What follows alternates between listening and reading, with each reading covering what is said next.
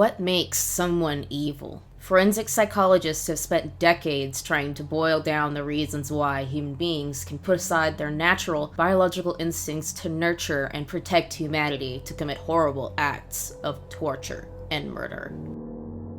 Though they have been generally unsuccessful in pinpointing a singular cause, there are three factors that have become commonplace: biology, environment, and psychology. For example, if someone is born to parents with mental illness, they are more predisposed to be diagnosed during their own lifetime. This is also where the idea of being born evil takes root. One's environment is extremely influential on a person, especially whilst growing up. If someone grows up surrounded by loving family and friends, they are more likely to become a productive member of society. However, if the reverse occurs and a person were to grow up without a family, along with either a lack of social life or having toxic individuals in their daily life, is more likely to result in an individual with the worst character.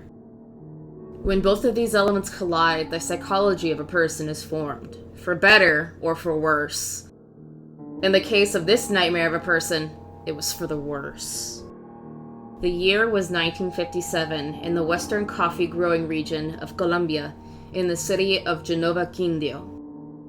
Less than a decade prior, Liberal Party leader Jorge Eliezer Gaitán was assassinated in Bogota by Juan Roa Sierra, and a popular uprising called the Bogotosa began. The country had been split into two factions, the liberals and the conservatives, and a civil war to depose President Ospina Perez called La Violencia.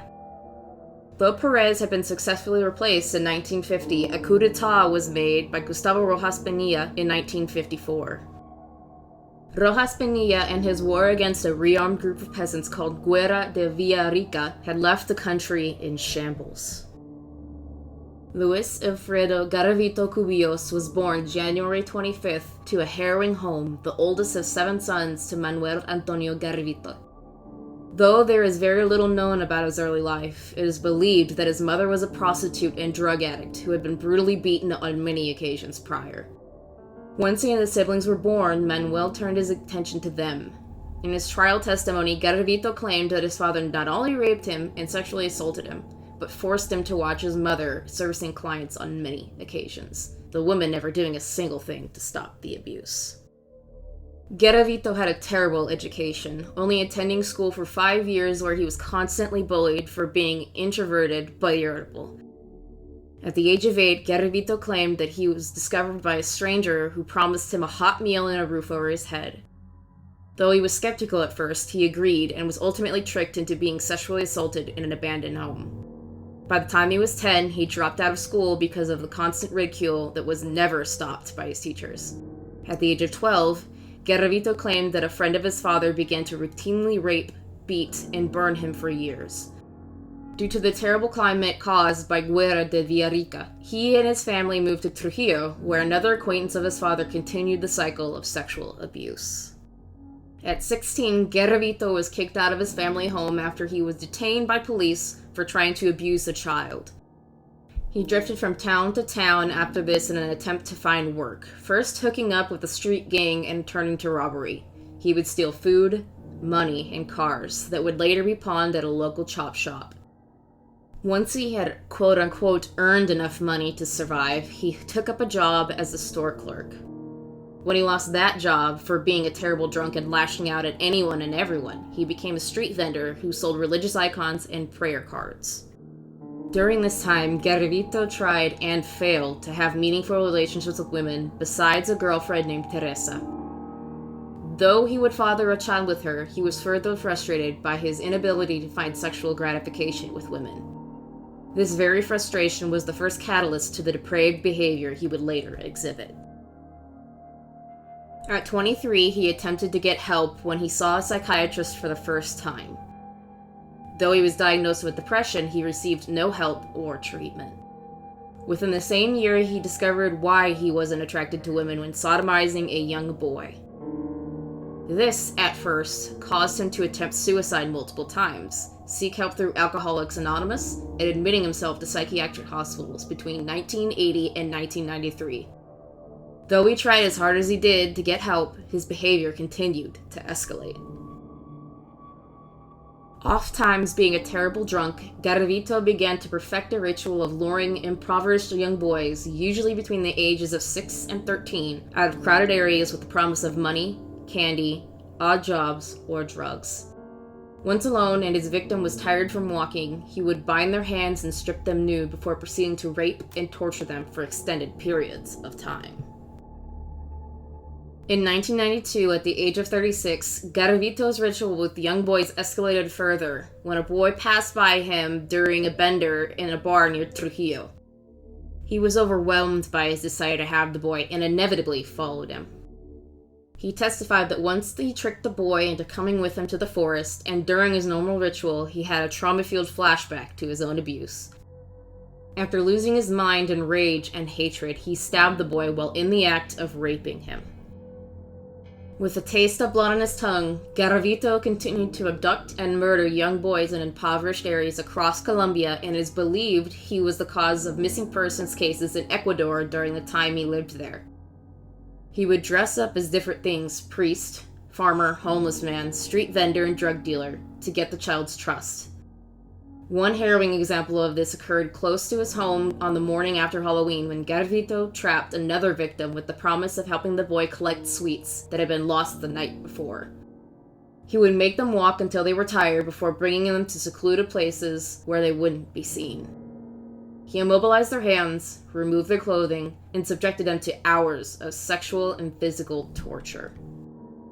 The boys' buttocks would be stabbed and a multitude of sharp objects would be inserted into their rectum. Victims were often discovered naked with their testicles severed and put in their mouths, still bound and covered in bite marks. Empty bottles of lubricant and liquor bottles, along with a murder weapon, were often found in the areas surrounding the murder site. Garavito would end the agony his victims were feeling by either slitting their throat or completely decapitating them. 37 bodies had been found in the cities surrounding the city of Pereira before these disappearances finally caught the attention of law enforcement. Police were completely unaware of Garavito's killing spree until February 1998, when the corpses of 2 young boys were found lying next to each other outside of the city of Genua, Colombia. A third corpse was found the next day, just meters away from the first 2 in an advanced state of decomposition. Though these poor children had been discovered, the murders were not tied to Garavito due to the authorities being unable to determine the time of death, not enough funding for DNA testing of bloodstains found, and the multitude of other serial killers that were on the radar of law enforcement. Investigators did, however, find out some pertinent information that led them to believe this was the doing of a serial killer. The 2 boys found together had been close friends, lived in a nearby town, came from impoverished families, and worked selling goods to help supplement the little income their families made. A mother of one of the boys told police that her son briefly came home on the day he disappeared and told her he would help a man with a cattle transport. It was also noted that all of the victims would disappear around 10 a.m. on different days. As more bodies were found in the following months, a 4-person unit from the DA's Office of Investigations in the province of Armenia started looking into hundreds of similar cases that have been reported.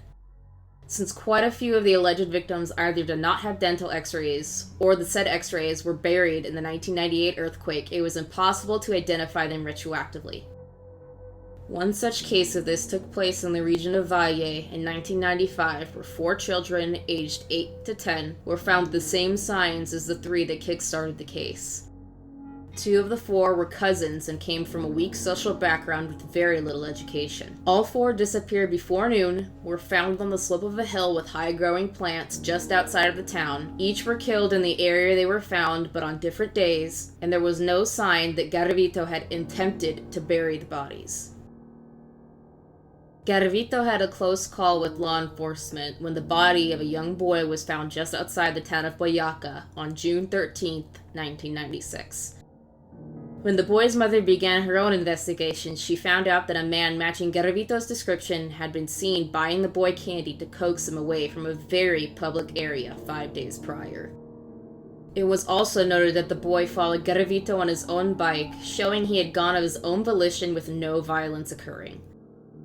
Police brought Garavito in for questioning, but released him when he stated he'd just given the boys sweets and left them alone. 4 days later, a 13-year-old boy was found dead close to the town of Pereira. After a time, even if the bodies were found in an advanced state of composition, the victims were attributed to Garavito due to the notches found on the fourth vertebra of their neck. It was well known by this time that he would decapitate his victims, or at least really attempt to do so.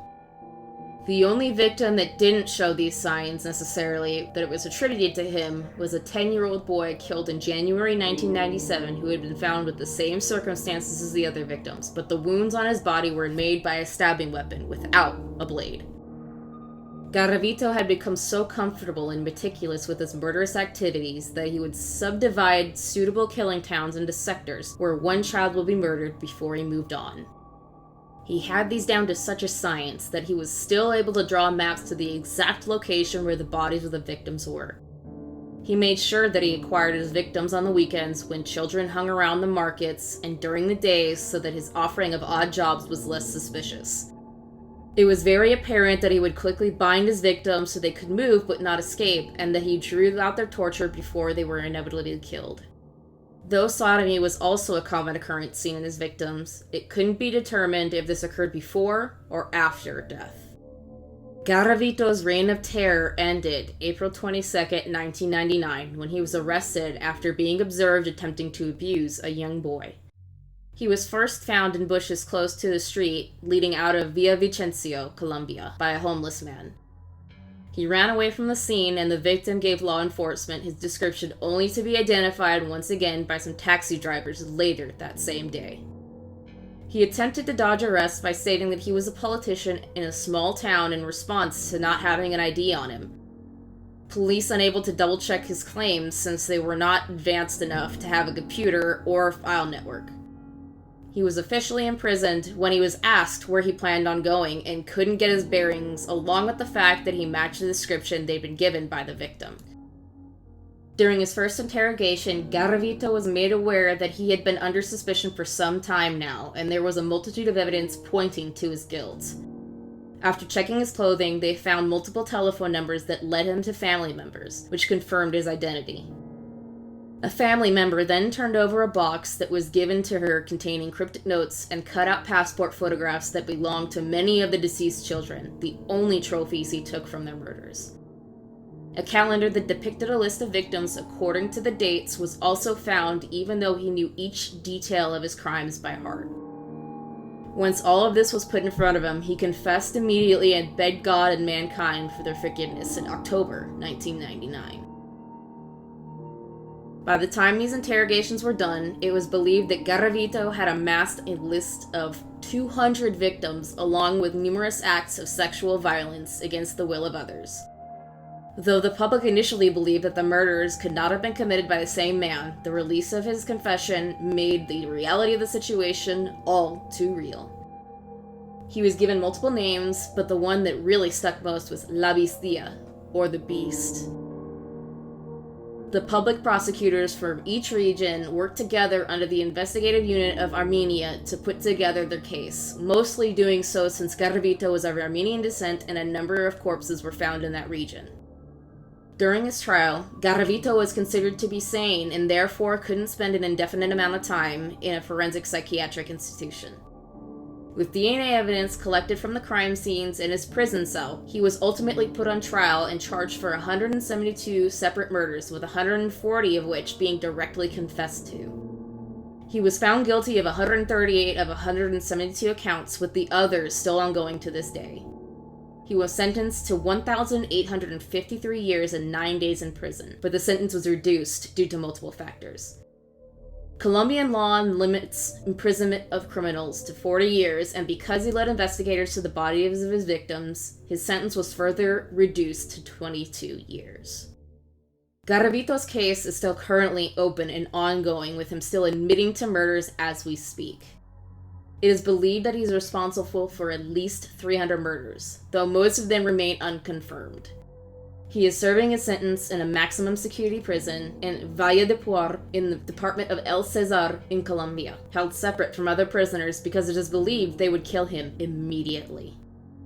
He is scheduled for release in 2021, but this is currently being disputed due to his crimes being committed against children, which would make him ineligible for benefits with justice, i.e., the reduction of his prison sentence.